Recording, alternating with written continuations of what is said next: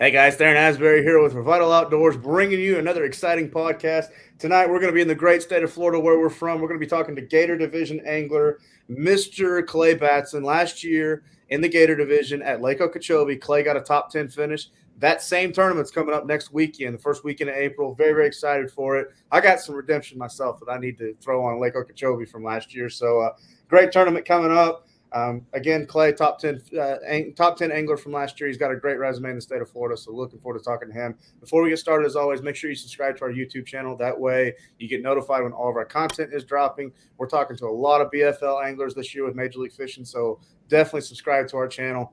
Also, check us out on Facebook and Instagram. That's going to be Revital Outdoors. And if you've never heard of Revital Outdoors, we're a premium CBD company. We sell all of our products directly off of our website.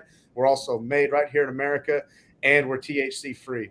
Also, before we get started, I just want to let everyone know this is the week of Red Crest in Tulsa, Oklahoma. We will be there. Our booth number is 2214. We will have free samples of our premium CBD product. Our pro staff will be there. We've got a lot of great product education that we're going to do throughout the week, as well as a show special in the booth. So be sure, if you're in the area of Tulsa, Oklahoma, come by and see us. That being said, let's go ahead and get right into this podcast. Very excited to talk to Clay. Let's bring him in. Mr. Clay Batson, how you doing today, sir?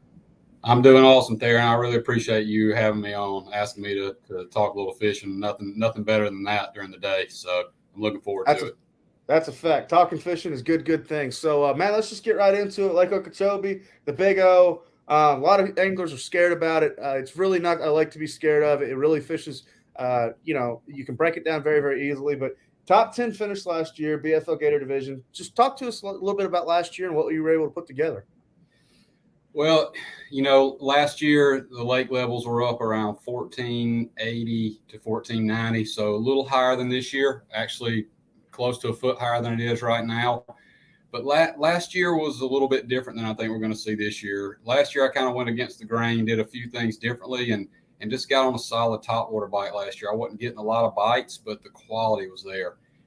And I lost one really good fish that hurt, but everybody loses fish. But that's primarily what I targeted last year was post spawn fish on topwater, and I think you're going to see a lot of the same this year. The lake is really fishing good.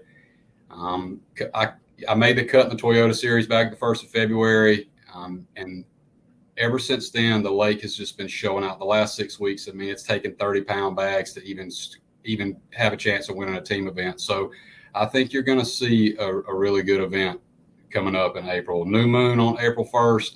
I think it's going to be on for sure. I think someone's going to bust a dirty 30. I really do. I think if there was a tournament that it could happen in a BFL event, I think it could be this one coming up next weekend.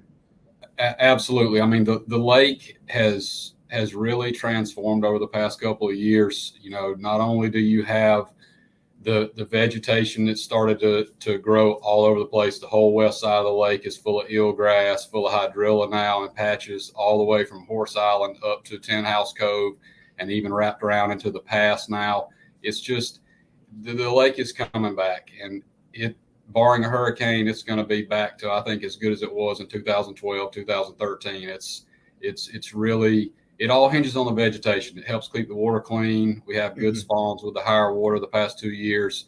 It's coming back. I mean, it's a special place, man. It's a special place. That's a fact. Not going to dive too much into that topwater pattern you talked about. There's a lot of great secrets involved in that, but yeah, it was really cool to see you can get on a strong pattern doing that. There's a lot of great things that anglers can do on Lake Okeechobee in the month of April. There's still some fish going to be spawning. Obviously, topwater's going to play. There's going to be a lot of guys out there flipping, throwing the big jig, the big Medlock double weed guard jig, flipping a lot of creature base, fishing a lot of grass, swim jigs. I mean, there's just such a variety that you can do as an angler fishing Okeechobee. That's what makes it so special. The only thing I wish they would do is I wish in the BFLs we could have a side pot for the biggest trash fish, because I know there's a number of snook that get caught on Okeechobee that time of year. So absolutely. That's really cool. So, well, what do you predict? If there's anything else that you predict this year, do you think the weights could be better? We just kind of hinted on that, but it just seems like the stars are going to align where we're going to have a better event this year. I think the weights are going to be a lot better than last year. Last year only took around 21, 22 pounds to win.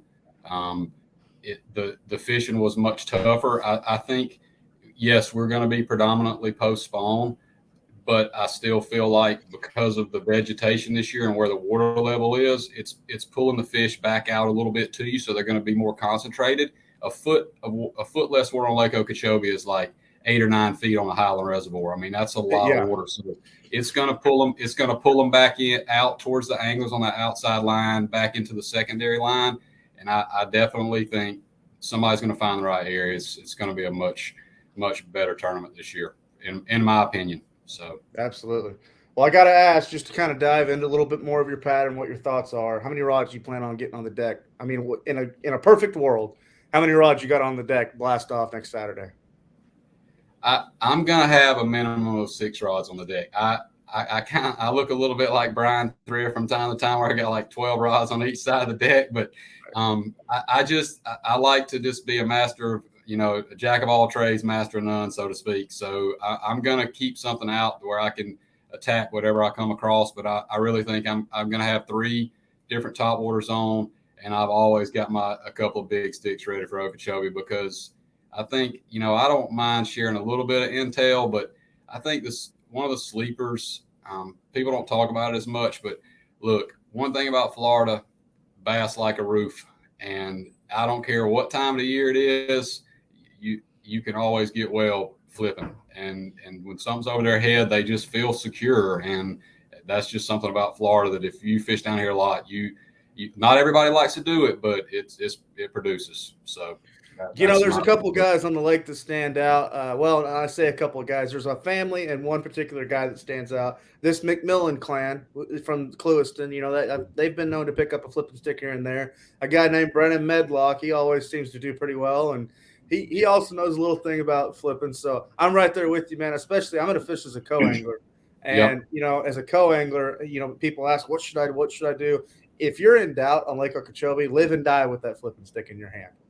Absolutely. Do not put it down. So, you got to have it. So, cool. So, Clay, I know we've really kind of kept this short, but a lot of great information. Looking forward to next week. Before we let you go, is there anybody that supports you in your fishing career? You've got a long history of Major League Fishing. I know there's a lot of people that help you that you'd like to give a thank you or a shout out to. Yeah, I mean, I like to thank my family first and foremost. I mean, it takes a lot of sacrifice at home to go out on the road and be away from home. I've got 2 boys, 13 and 9. So I like to thank my wife. And I just like to thank, everybody that's been behind me. I've got a lot of friends that are hammers too. And I just, being down here in Florida, I grew up in Georgia. And so this is relatively new to me, the Florida fishing, but it's addictive, and there's a lot of really good fishermen down here in South Florida. And I've just worked hard the past 5 or 6 years to try to learn, master the craft down here. And I'm by no means there yet, but it's really addictive. And these guys will show you up pretty quick down here. So you really have to put your head down and grind. I just want to thank everybody that's been behind me and helped me get to where I'm at right now. Absolutely, Clay. I really predict that your win is coming in the state of Florida. May come this year. That's always great, because if we have you back onto the podcast, that means your 2022 campaign was really good. So, well, Clay, thank you for coming onto our podcast. Good luck to you this year. Good luck to all the rest of the Gator Division anglers. And, man, we'll see you next weekend. Darren, I appreciate it, man. Thanks for having me on, and thank you for everything you do for the sport, too. Absolutely. From all of us at Revital Outdoors, again, you've been talking to Mr. Clay Batson, top 10 angler from the Gator Division BFL last year on Lake Okeechobee.